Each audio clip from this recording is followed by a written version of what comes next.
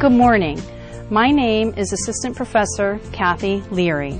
I am going to demonstrate in a simulation lab the proper way to perform tracheostomy care and suctioning. It's important to gather your equipment prior to tracheostomy care and suctioning of your patient. The first equipment that you would gather is your personal protective equipment, such as a mask, goggles, normal saline,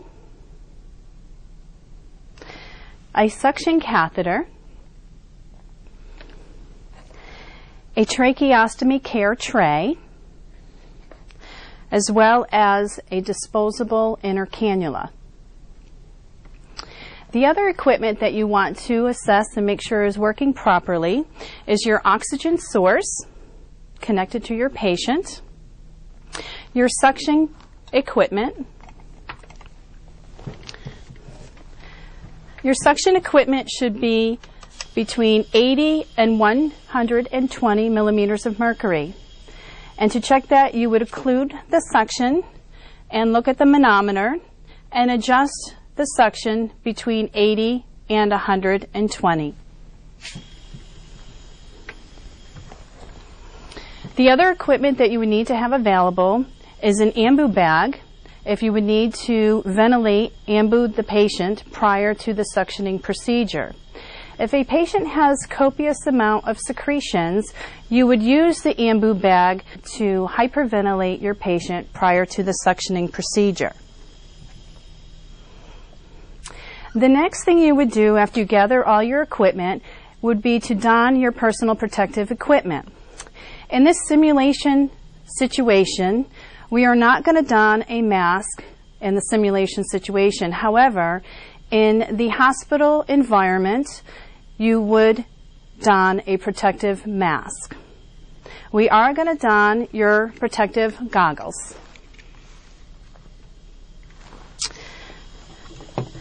Now I'm going to introduce myself to my patient. Good morning, Mrs. Jones. My name is Kathy, and I am going to do some tracheostomy care and also suction. I need to raise your bed in the semi-Fowler's position.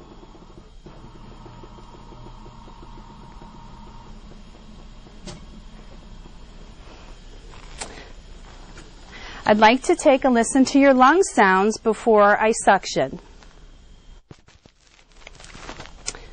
Can you take a deep breath for me? Another deep breath. Again. One more deep breath. Thank you. In the hospital situation, you would do a complete lung assessment prior to suctioning your patient. The next thing I'm going to do is I'm going to adjust the FiO2 to hyperoxygenate the patient prior to the suctioning procedure. I'm going to place the patient on 100% oxygen for a few breaths prior to suctioning, or a minimum of 2 minutes.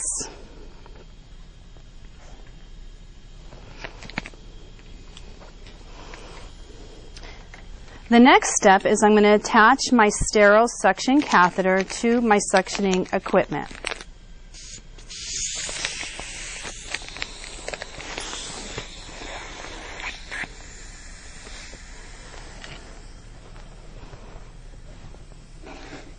I'm going to open up my tracheostomy care tray,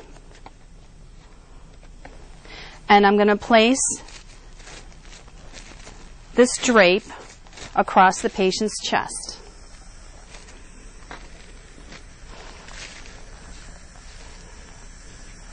I'm going to disconnect the tracheostomy mask. Just going to have you lift your head.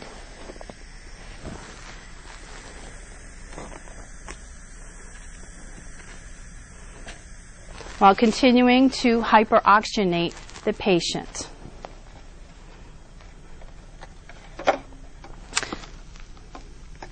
Now I need to pour some sterile saline into my tracheostomy tray.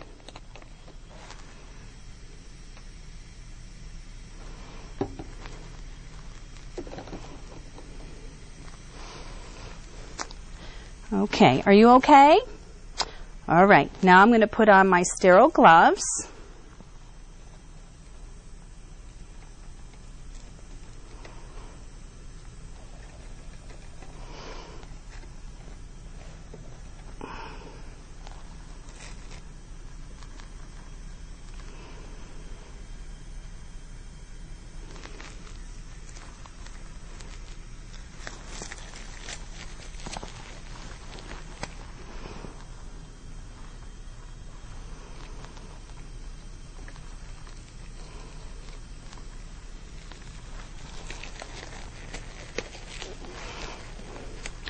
It's important to keep your dominant hand sterile, as now I'm going to touch the suction equipment, so this non-dominant hand is no longer going to be sterile. I'm going to remove my suction catheter.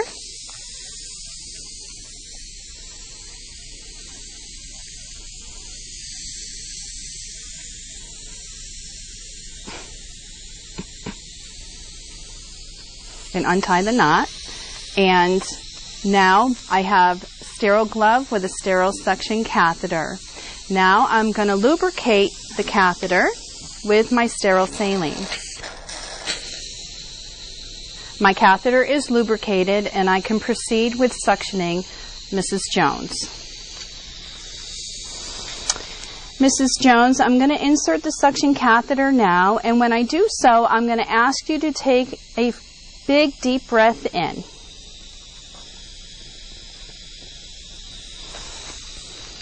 I'm going to insert the suction catheter without applying suction. Mrs. Jones, can you take a deep breath in, please? I insert the suction catheter. And Mrs. Jones, can you cough, please? Cough, and I apply intermittent suction and remove the catheter and replace the oxygen tracheostomy mask. I continue to assess the patient. How are you doing? Allow the patient to rest in between suctioning. And while the patient is resting, I will lubricate my suction catheter to clear out any secretions that are in the catheter. Her breathing looks good. Her color looks good. I can proceed with suctioning Mrs. Jones for the second time. Mrs. Jones, I'm going to suction you again. And when I do so, I'm going to ask you to take another deep breath. You're doing very well. Again, I insert the catheter without applying suction. Mrs. Jones, please take a deep breath and then cough. And I apply suction, rotating the catheter as I exit out of the inner cannula. I replace the oxygen mask to continue to oxygenate Mrs. Jones.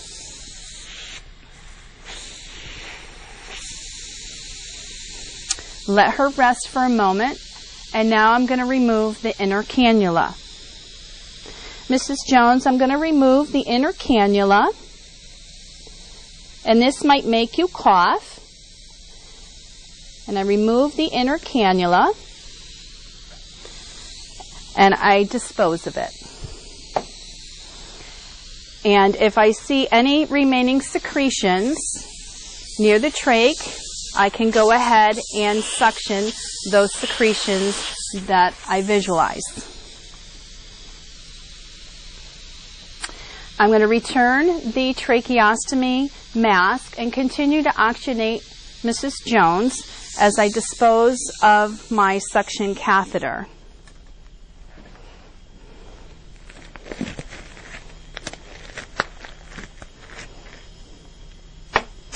I'm going to put on some non-sterile gloves.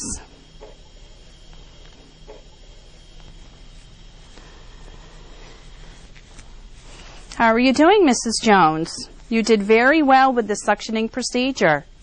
Now I'm going to insert a new inner cannula and change the gauze around the tracheostomy tube.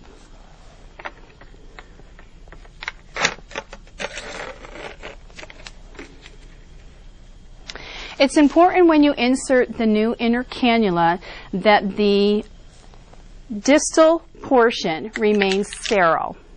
This portion being the distal portion, and this portion, the upper part, does not need to remain sterile. Okay, Mrs. Jones, I'm going to insert the inner cannula.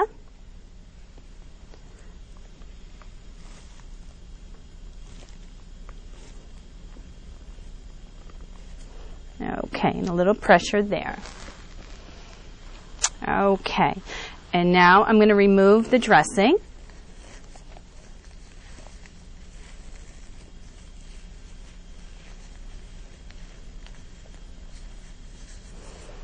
Okay, and dispose of the dressing. It's important to clean the stoma area as well.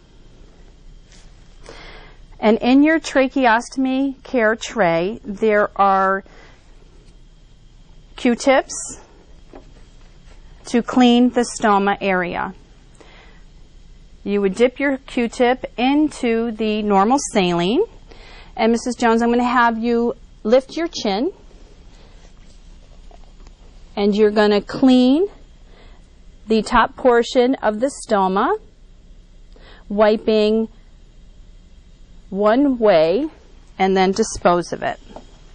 And take your other Q-tip and some sterile saline and clean the bottom portion of the stoma and dispose of it. The next step would be to apply a new drain gauze dressing around the trach. And I'm just going to put this new dressing on, Mrs. Jones.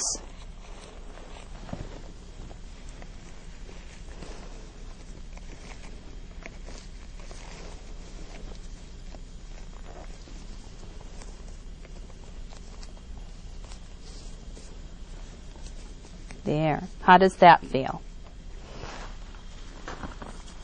And I'm going to apply the tracheostomy mask back on, Mrs. Jones. You did very well.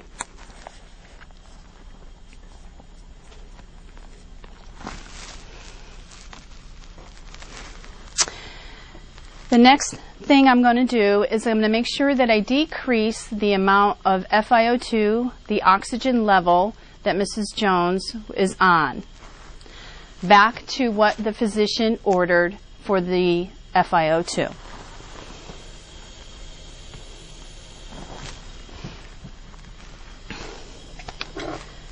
Mrs. Jones, I'm going to listen to your lung sounds again.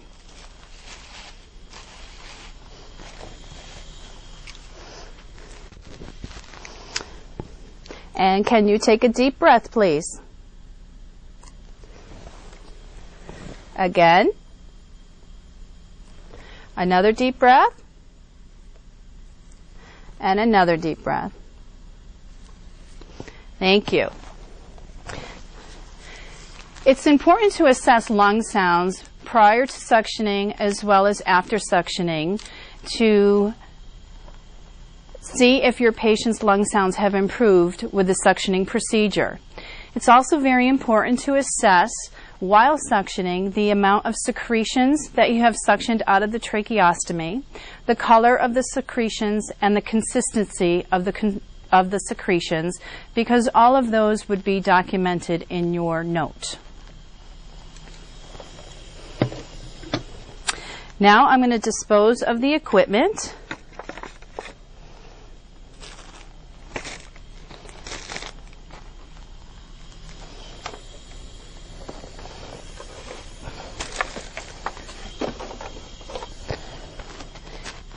Okay, now I can take my gloves off as well as my personal protective equipment. And Mrs. Jones, you did very, very well with this procedure.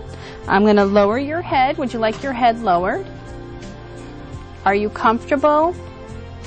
Very good. And here's your call bell.